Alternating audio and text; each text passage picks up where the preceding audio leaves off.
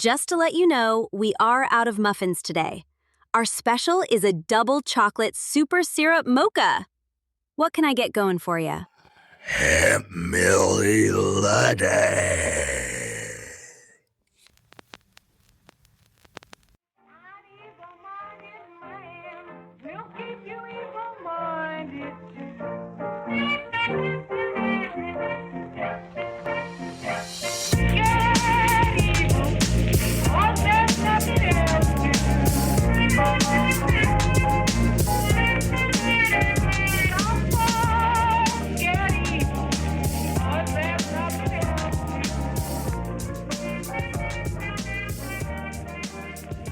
Coming to you live from the Fox's wedding, 10 clicks north and 20 clicks east of Springfield. Welcome to the Dr. Kitsune, Odd Bob, Uncanny Coffee Hour. Where we're always respectful, with a touch of impish irreverence. We tell stories with wit and wisdom and a little creepiness. Well, hello there. How you been getting on? I'm Saoirse, the only one in the Uncanny Coffee Hour studio who can technically turn into a horse if the occasion calls for it. I help these two idiots, Dr. Kitsune and Odd Bob, to bring tales of the strange and stories otherwise unheard alive. Céad míle fáilte. Pull up a chair and I'll go and get the kettle on. Brought to you this week by Dr. Kitsune's single malt alder smoked barley drink. Fresh squeezed, aged just right. Sure to improve even the lowest of spirits. Have you ever had a mournful mononoke? How about a sad shirime? I have an anus eye. Not to worry. Dr. Kitsune's single malt alder smoked barley drink will do the job just right every time. Wow, I love this drink. Guaranteed not to rip, run, or snag. Smooth and hairless as Dr. Kitsune's own chest. It's like a baby's butt. Get some today. I had a baby. Get some. It was a weird looking baby. Get some.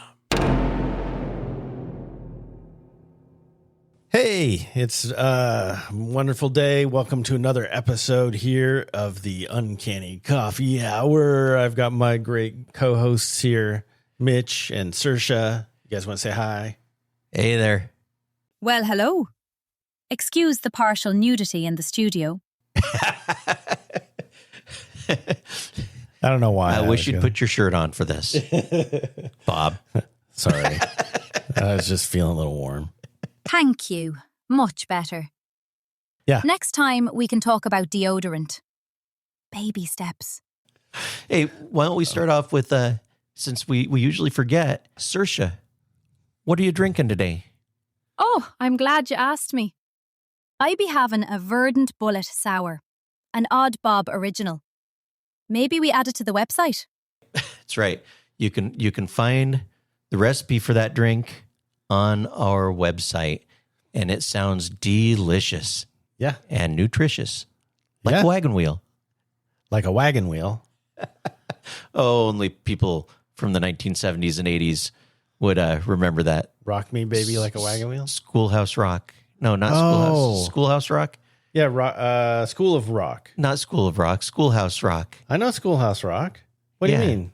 Wagon wheel drinking. I'm not making the association. So it was like, I'm just a bill. Yeah. I know that one. Yeah.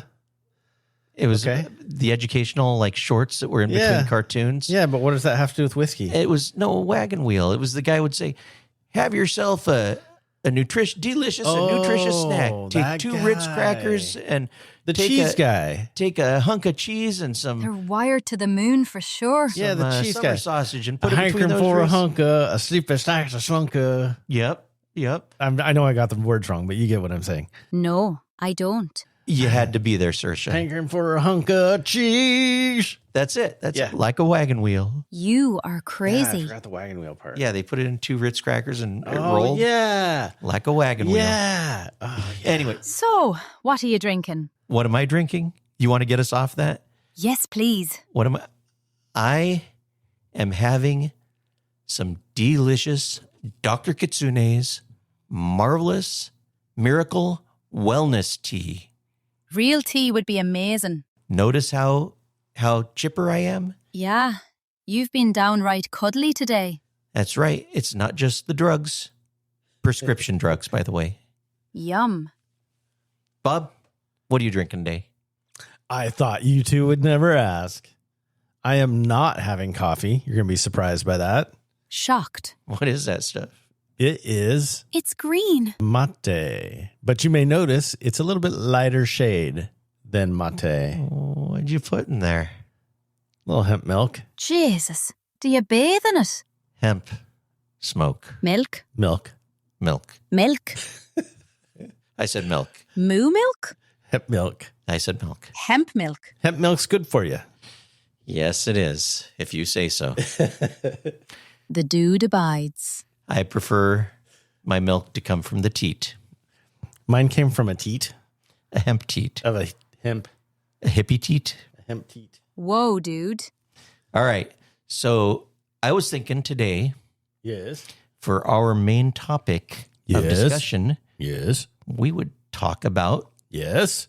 zombies. Yes. Oh, zombies. Brains. Brains. Brains. Because No brains. Take off the red hat for starters. there seems to be a lack of brains in our country at the moment, and I'm worried about the zombies starving true. to death. Too true. Too true. Zombie nutrition is on the decline. Oh no. How will we ever help them? So do we make them like a poster or something? Like the 4 food groups sort The of thing? pyramid of food groups. Yeah. For Except zombies. What would it look like? What would junk food be? Anything with a red hat? Fox News. That's junk food. At the top of the pyramid is like peer research papers. At the Science. at the bottom is Fox News. Okay, so no, really, I think there are some real life stories. It's not all supernatural. There's some real life stories about zombies, You bet your furry tanuki truffles. and not just stuff from like TV shows and stuff. or from Pacific Islands, or Oh yeah. from Taino. Well, it's all over the place. So this is one of the complaints that my wife has. Yeah. Is that every time you turn on the TV, there's a zombie somewhere. It doesn't matter. Like, even if it's just some show that you're getting into, like You mean like that space show you made me watch? there's that one episode in the 4th season where all of a sudden there's whatever Vulcan zombies in this special region of space. That was an actual episode where they Was had, it like- really? It was actually pretty good. But yeah, Matter of opinion. she was like, why with the zombies all the time? And that's an interesting question by itself, but I don't know if we're going to go there. Well, I think there's a fear, though. There's a fear that we will actually become like just automated bodies, that we will lose control of our minds, that we will be mindless, In a cult, I don't have to think for myself. like so many. But she says the racist things I'm thinking. That's why I like being poor and paying too much for gas. It's Yeah. I mean, we see I'm trying zombies. trying to think back to like, the first times that I saw zombies, because growing up in the 80s, there was a decent amount of zombie Oh, yeah. movies. Yeah. That was the, Romero. Reanimator. yeah, I forget the one, but there was one where there was a guy, Reanimator, I think it was called. Oh, yeah, the He had- Reanimator, He yeah. had half of a cat. It was like a scientist who had half of a cat, because it was like, Hilarious film. it's just one of those things that you have in science places back then. But they gave it the Reanimator drug. And so there's this half a cat going. It would creep me out for years. Do you know what I'm talking about? Yeah, was that Stephen King? Yes, I know exactly. I was an extra. No, it Right. was was like a Romero sort of. H.P. Lovecraft story. Oh, or it wasn't something. I Tales forget from what the it was. Crypt, or No. It was more B level movie. Okay. Jeffrey Combs was so young. What a fantastic time. well, Stephen King did a lot of B stuff, That's true. which he loves it. He's one of my But the heroes. thing is that Stephen King, I want his movies, when it says it was a Stephen King novel, I want them to be really good. But then a lot of times they end up being just horrible movies. yeah, the stories are often banjaxed. No offense to anybody out there who's listening to us. Like, we like you listening to us if you produced one of those horrible movies. But I loved his Gunslinger series, and I mean, it was the best writing he's ever done, I believe. And the movie just tried to cram all the books into one movie, chum. which, data check. Check.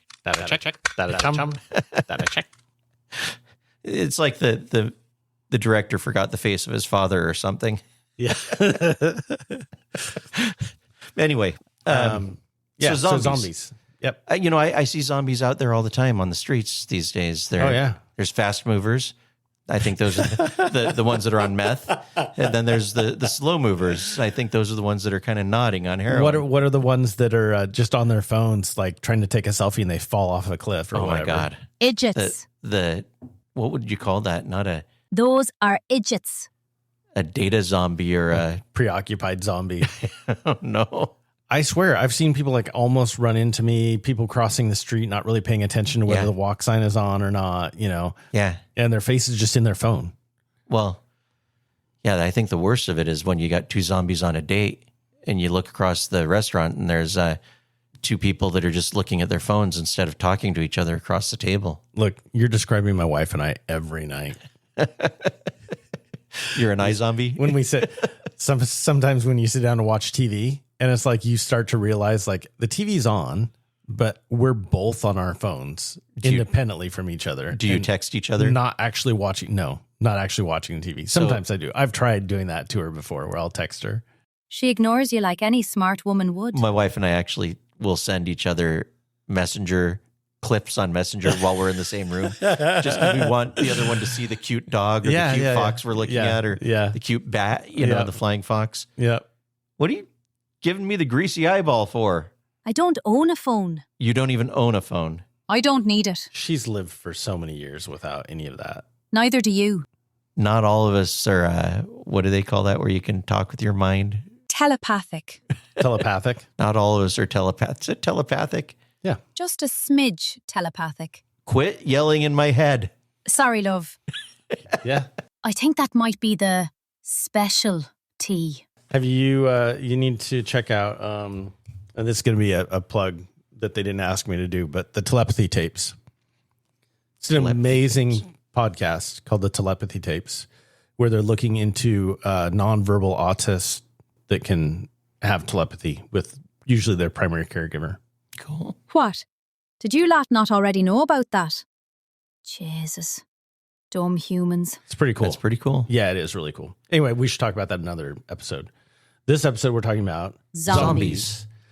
So I actually have a story about sort of like a zombie. It's a reanimation. I mean, there's a huge story about one. Yes. This guy that comes back from the dead. Yeah, from the 60s? No, this guy was it was like 2,025 years ago. Oh, do tell. This guy came back from the dead. His name was Jesus. Jesus, Mary and Joseph. Oh.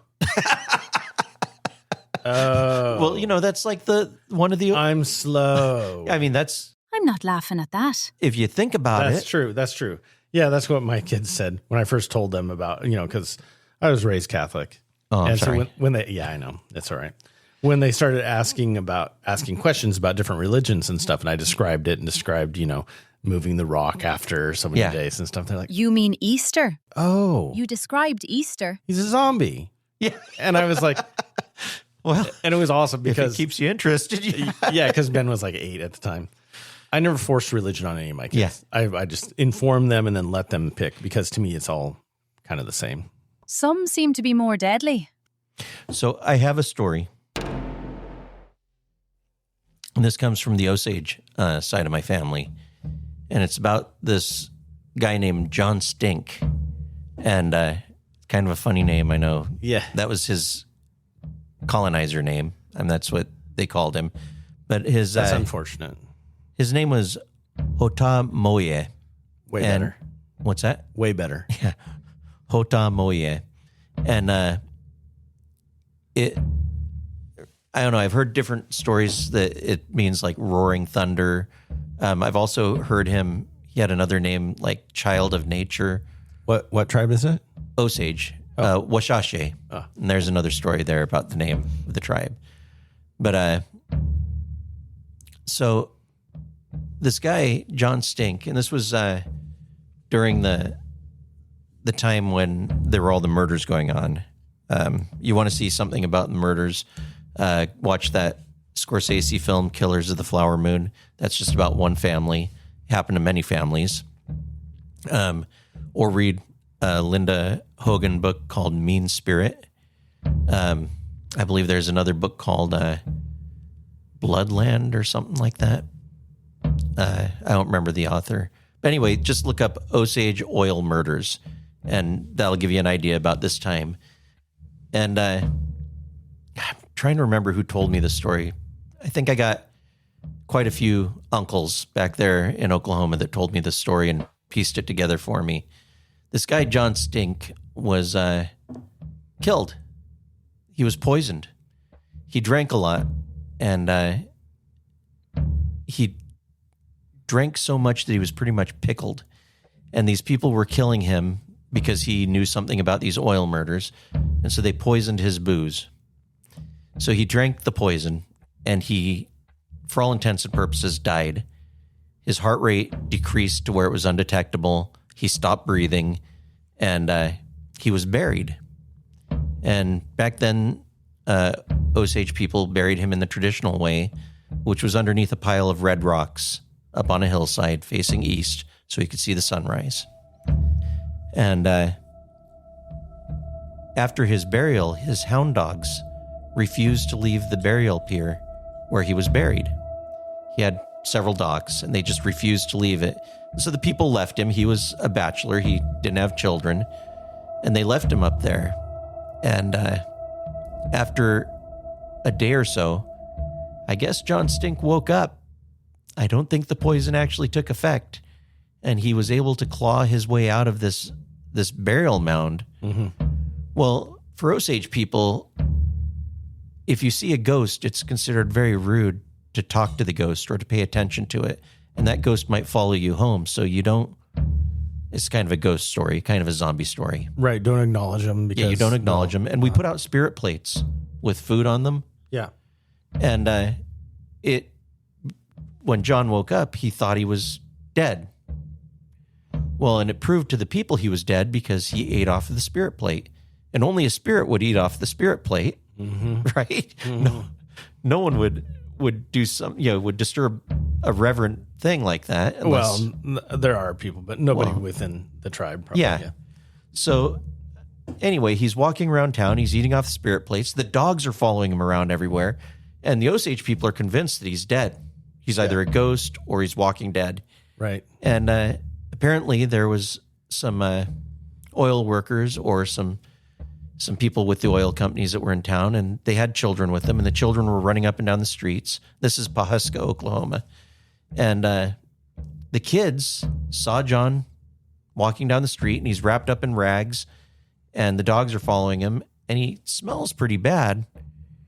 And they start teasing him and throwing rocks at him and poking him with sticks, throwing sticks at him and stuff. And the Osage people are like, oh my God, these little white children, right? They're going to anger the dead. They're going to get haunted forever. But Little arseholes. the rocks are hitting him, and he starts talking to the kids, and the kids are yelling and screaming and laughing.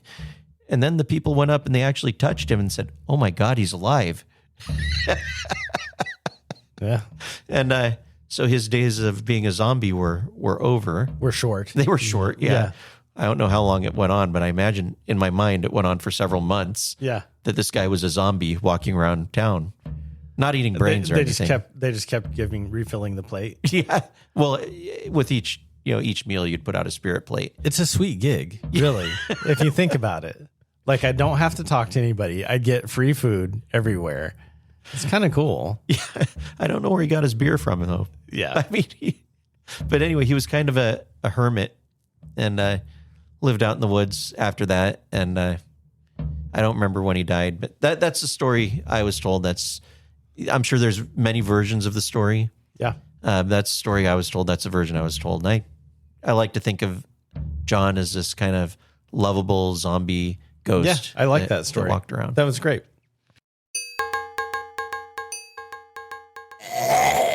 It makes me wonder, anybody that you hear about, these people that have near-death experiences, like there's people that'll be dead for like, whatever, 20 minutes or something, right? Or frozen. Right. Yeah. Are they zombies? Maybe. Because they came back from the dead. No, because they still have their soul. True. What makes a zombie? True zombies have no soul. I think drugs make a zombie. Or technology. Right, I'll tell you my tale. Now this is about a draugr. A draugr is what happens when a man is too sour for even the grave queen to swallow.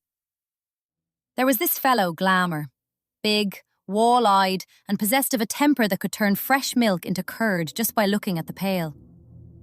He was a shepherd in the north of Iceland, a place so cold it'd make a stone shiver. Glamour didn't care for Christmas, didn't care for the church, and he certainly didn't care for the old ways, like yours truly. He went out into a blizzard on Christmas Eve, being stubborn as a goat, and no surprise here, the mountains took him. When they found him, he was blue as a frozen lake and twice as heavy. But he didn't stay still, oh no. Glamour came back. He came back without his soul. The Norse don't do wispy. He came back as a draugr. Let me tell you, he was solid, bloated, and he was furious. He spent his nights riding the roofs of the farmhouses, kicking the thatch with heels like sledgehammers until the rafters groaned. He killed the cattle. He scared the wits out of the brave. He was a shadow that grew larger the more you feared him. Then came Gretir. Gretir was a hero, which is just a human word for someone who doesn't know when to run away. He went to the haunted farm and lay down on the floorboards, wrapped in his cloak, waiting. The door burst open. In walked Glamour, his head brushing the lintel, his eyes glowing like two pale moons. He grabbed Gretir's cloak, thinking he'd found an easy meal, but Gretir held on. They fought, more than a tanuki when you pry his bottle from him. They tore the benches from the stone walls like a kitsune looking for the remote. They smashed the door frames to splinters. It wasn't a sword fight. It was a bone-breaking, floor-shattering tumble in the dark of night. Gretir finally threw the monster down, right at the threshold where the moonlight hit the floor. Now here's the bit that chills me. Right before Gretir could finish him, Glamour looked him dead in the eye and spoke. He didn't growl. He cursed him. From now on, these eyes of mine will always follow you in the dark. You'll see them every time you close your own. Gretir won the fight, he did. He chopped the head off the thing and burned the body to ash. But he never liked the dark again. Every shadow became Glamour's eyes. Even a hero, it seems, can be haunted by a grumpy draugr who wanted to be left to his raiding in the cold. And that's a real story, told to me by the wee Nissafolk of living near a hogger this side of the Dovra Mountains. There's this kind of opium. So I started hearing the stories when I was in Afghanistan. I was stationed in Helmand province, and there are these special forces guys I was talking to. And that was RC Southwest. And they were telling me about a firefight they'd gotten into with these anti-government elements. Yeah, we'll call them Taliban just for lack of a better word for them. Okay. But if you want to read an article on Taliban, you should look up this article called Afghanistan, a Chaotic Cannibalistic State. And it's in Small Wars Journal. Did you write that? I might have written that. But anyway, these SF guys were talking to me about fighting these anti-government elements, and that no matter how many times they shot them, they would just keep coming and keep coming and keep coming. And they were not... I once knew this bloke in Kilkenny. Saoirse, come on now. Anyway, they would keep fighting and fighting and fighting. She says that we have the humor of a 12-year-old. I know, exactly. Because you do. They would just keep fighting and fighting no matter how much they would shoot them, unless they got a headshot on them. Uh-huh. And all they could figure is that they were drugged up on something. Some sort of opiate, some sort of methamphetamines. And I know that during World War II, Nazis were experimenting with methamphetamines. Yes. And, but something about this, they were saying these guys would just fight and fight and fight, even though they were mortally wounded, even though they were bleeding out, and in many cases had bled out, they would continue firing their weapons until a headshot was gotten. And it sounded very zombie-like to me. Yeah, well, there's this other case. It's called the Mau Mau Uprising in the 1950s. Yeah. If you've ever heard of that. Is that... It was Nasasa Salacha. it was the Brits fighting The in Brits. Kenya. Yeah, I was going to say that reminded me of Africa. And they described like a hordes of these people that they said were like zombies because they would have life-threatening injuries sustained but still keep coming. Yeah. And it turned out to be that it was extreme religious or adrenaline-fueled behavior paired a lot of the time with some sort of a drug Yeah. that would keep them coming. Yeah. I was struck by shrapnel from an explosion when I was 20 years old. And have you ever been hit in the face by a baseball? Yes. That's what it felt like. My mind I didn't think, oh my God, I've been shot, I'm going to die. I thought my friend Guterjohn had actually Like, that sucks. butt stroked me Yeah. with his I'm rifle sorry. He did what with his butt? Yeah. and hit me in the face with it. With his rifle, Saoirse. Yeah, with the butt of his rifle. And I didn't realize that until I felt the blood on my soaking through my flak vest, my shirt, and running down my face. And then and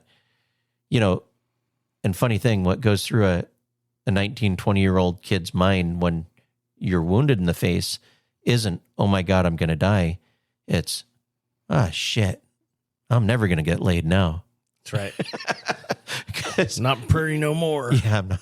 Not like you would be getting laid anyway. Oh, well, thank you, Saoirse. I'm I hilarious. appreciate that. She's talking to me. Anyway, so back to the zombie I thing. got to put my shirt back on. I think one of the guys called the drug Red Rock heroin, but I'm not sure. I looked that up online, and that's not at all what they were describing. What they were describing was a methamphetamine mixed with heroin, kind of bound together with opium and some If other I stuff. might interrupt, What is it, me wee friend? I heard you talking about zombies, and well, ran out because I thought you may like to see a real zombie. Take a look at this. A mouldy almond half. Mind the mushrooms. They've got ears, you know, or at least they've got intentions. You see this little fellow here? That's a field cricket. Well, it was a field cricket, before the white mist got inside his noggin. Now, imagine you're him. Small. The grass is a forest of emerald pillars, and your only worry is whether that robin overhead is looking for lunch. You are going about your merry, crickety way, when one evening, while you're rubbing your wings together, making that scritch-per-rich, anyway, you are singing to the moon, maybe looking for some cricket sexual healing, when a tiny dust falls. Just a speck, like a bit of soot from a chimney. It sticks to your back. You try to shake it off, but you can't. It's already burrowing. It doesn't hurt too much. Not yet. No, it feels like a heavy thought you can't quite remember now. A day passes, and your legs feel like lead. A leaf falls nearby. Usually, you'd jump at the shadow of a falling leaf, but now you have no interest in hiding. You feel this strange urge, an ache, a hunger to climb higher. You start to climb. You leave the safety of the dirt and you climb. You bypass the cozy holes and you climb. up higher than you have ever been, and you still climb. An urge you were never meant to have. Your tiny brain is screaming, "Go down, go deep." But the itch in your joints says, "Up, higher, climb on, to the sun." You reach the very tip of a tall blade of fescue, and a storm in your mind causes your hooks to lock tight. You couldn't let go now if a dragon belched a fiery breath on you. Then you feel yourself fading away. You are no more. The itch becomes a bloom. Out from your neck, out from your joints. Long white threads sprout into the void. They aren't yours, but they're wearing your skin. You become a monument to your unseen attacker. You are but a shell. Then, poof, a gust of wind, a cloud of spores, and the cycle starts all over again on your cousins and brothers below. A cruel fate? Maybe. That's the way of the wood. Now, pass me that dandelion wine, will you? All this talk of spores is making my throat feel a bit fuzzy. Jesus. Thank you for that real-life example of a zombie. I don't think I'll be able to eat mushrooms for a while. You are most welcome. Excuse me. Barnaby Laughing Moon, everyone. Thank you again for the story. Do you have any stories you'd like to add? I do have a story of sorts. This was from a caller into the podcast. Let me present Mary and her story. You think the grave is the end of the story? For some, it is only the middle. Back in 62, I remember because the sun burned, you know. There was a man named Clairvius Narcisse. Now, this didn't happen here in our hills, but across the water in Haiti. Though the spirits don't much care for borders when they have a debt to collect. Clairvius was a man of business, but he had a falling out with his own blood over land.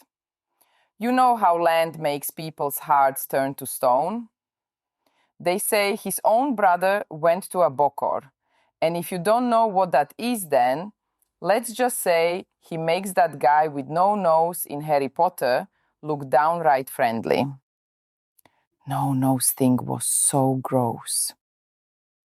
Anyway, Clairvius' brother went to him to have him erased. First came the fever, then the coughing of blood. The doctors at the American hospital, they poked, they prodded, and mumbled amongst themselves.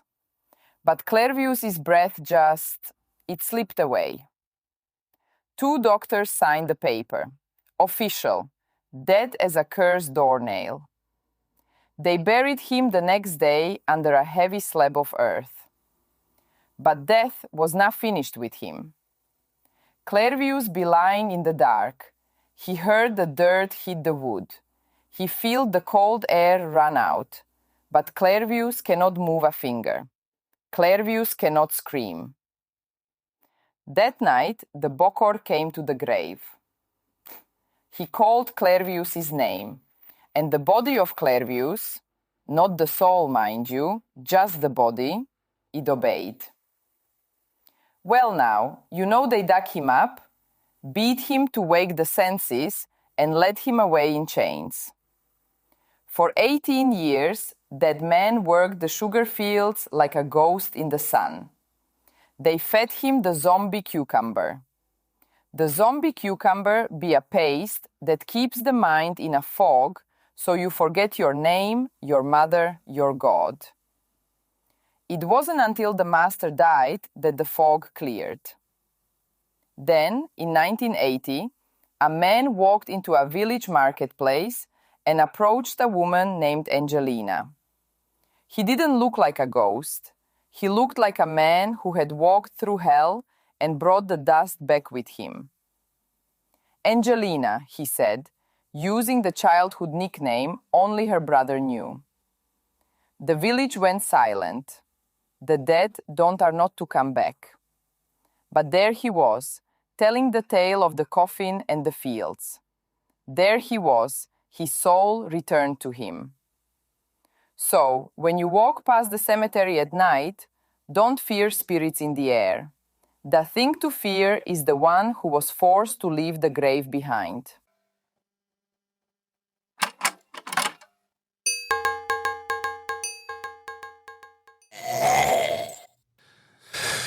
Whoa. Wow.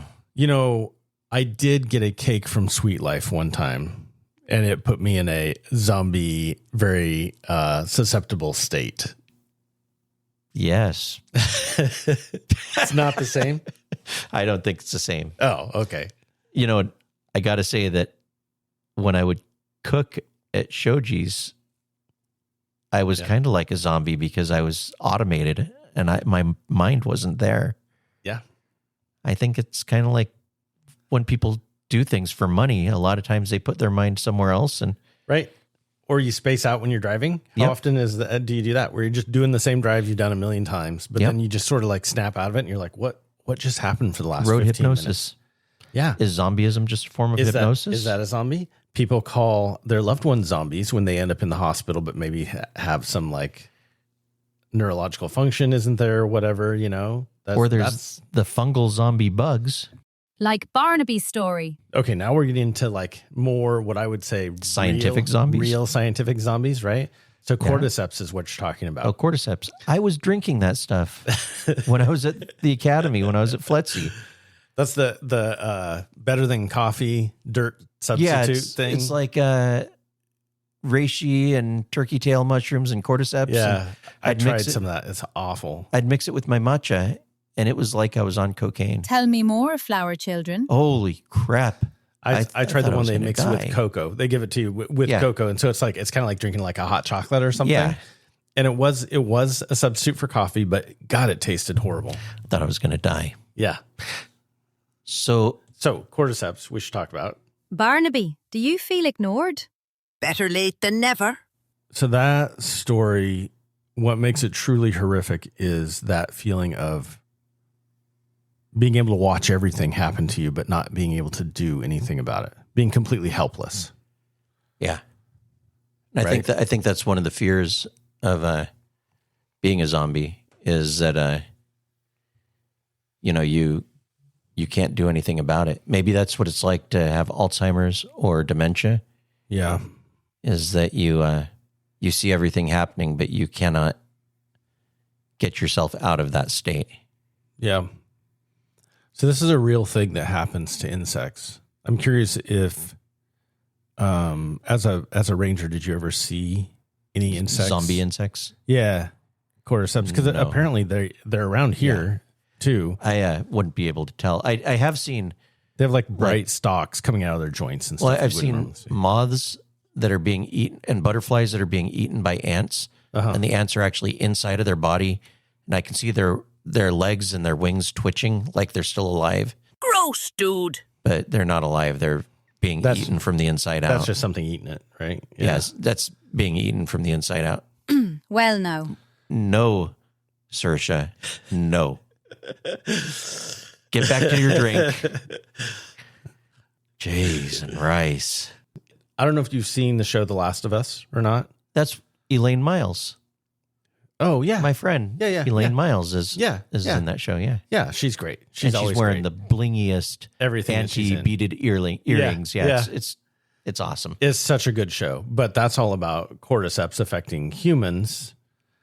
And And Elaine, if you're listening to this, shout out. yeah, I'm in awe. She's amazing. Yeah, she's a Everything great in. actress.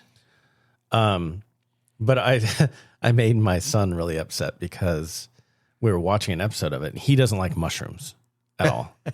And we're watching an episode and it's some big scene. And it's like one of the first big scenes that they had where there was a lot of these zombie guys. And then there's like the monster big zombie guy. Yeah. And it could have been the monster big guy or it could have been some other guy in the foreground, but somebody walks by and they basically have what looks like a shiitake mushroom growing out of their head. And I was like, oh my God, I just want to hold that guy down and chew on his head. and my son just turns around with the meanest look I've ever seen on his face. And he's like, no, no, Dad, no. Just no. Just say no. Just say no. But anyway, yeah, so cordyceps are a real thing, just not with humans. Not yet. You know, it's interesting how many different ways organisms find ways to live and propagate on this planet. Well, I think about sentience, you know, our definition of sentience, of being a sentient being, and there might be greater sentience on this planet than we can fathom. You know, mycelium layers might be connected. That's what I was just thinking of. I think it's the biggest organism on Earth is in Eastern Oregon. It's a mushroom. Is it? I thought it was a aspen. I thought so. I think it's an aspen grove that's joined by the mycelium layers of mushroom. Armelia oste, I know I'm saying it wrong, in Eastern Oregon. It's the largest organism on Earth. Covers 2,300 acres, and it's thousands of years old. Yeah. It kills trees by strangling their roots. So that's like a slow-mo zombie. That's like the slowest zombie. Right? It's a slow mover. That's definitely a slow mover. Yeah. But that's kind of a trip, right? Like it's doing its thing. Yeah. Bob has added a new part to our webpage. Yes. And it is the Baku section. Yeah. What do you call that? The Baku Worry Eater. The Baku Worry Eater. I want everybody to log on to the web page or go into the web page and, on the interweb and take a look at the Baku Eater. It is one of the coolest apps I've seen in a long time. I've enjoyed it. And it really did make me feel a little better. And if you feed the Baku will grow. And maybe we can get the Baku Eater to eat some of our nightmares that are living. UncannyCoffeePodcast.com. Oh, yeah, there's other games. There's a lot of other games, but the Baku's the newest one. Cool. Yeah. Is that the one where the aliens abduct cows? There's one with aliens abducting cows. It's just me having fun with programming. Cool. So, yeah. The Baku Eater. There's a lot of weird stuff. The Baku Eater is there. And the Baku's probably the best thing that I've made so far. Yeah. You'll also find a picture of Odd Bob and a picture of yours truly. I'm the one that looks like a cross between Antonio Banderas and Bruce Lee. This has been a cool episode. I feel like we have more in us to talk about zombies. Maybe another we could time. Have Zombie 2. Electric Boogaloo. Yeah, we can still have. We have other episodes out there that we still need to do a part 2 for. So this may become another one of them. But this is a great talk. Thanks for joining me. Yep. Always a pleasure, gents. It was fun. If you enjoyed the conversation, make sure to subscribe and leave us a review. It helps other seekers of truth find their way to our table. If you don't leave a review, I might just have to follow you home and rearrange the silverware. And a huge thanks to my co-hosts and to all of you listening and to our executive producer. All right. Keep your minds open and your head on swivel. We'll be back with more legends and lore later. Until then, stay strange, mortals. Thanks for listening. Join us next time for more uncanny chats and coffee and tea. You can find out more about us, read show notes, and get your uncanny merch at www.uncannycoffeepodcast.com. Until next time, remember, never whistle at night. Red hats are not a good place for zombie nutrition. And above all else, remember, we are not all monsters. Thanks to all of our listeners out there. Uncanny Coffee Hour is produced by Bob Messon and Mitch Kyoto Kitsune. Executive producer, Gracie the Wonder Dog. Uncanny Coffee Hour is copyright protected by all laws, foreign, domestic, and ubernatural by the Unseelie Court.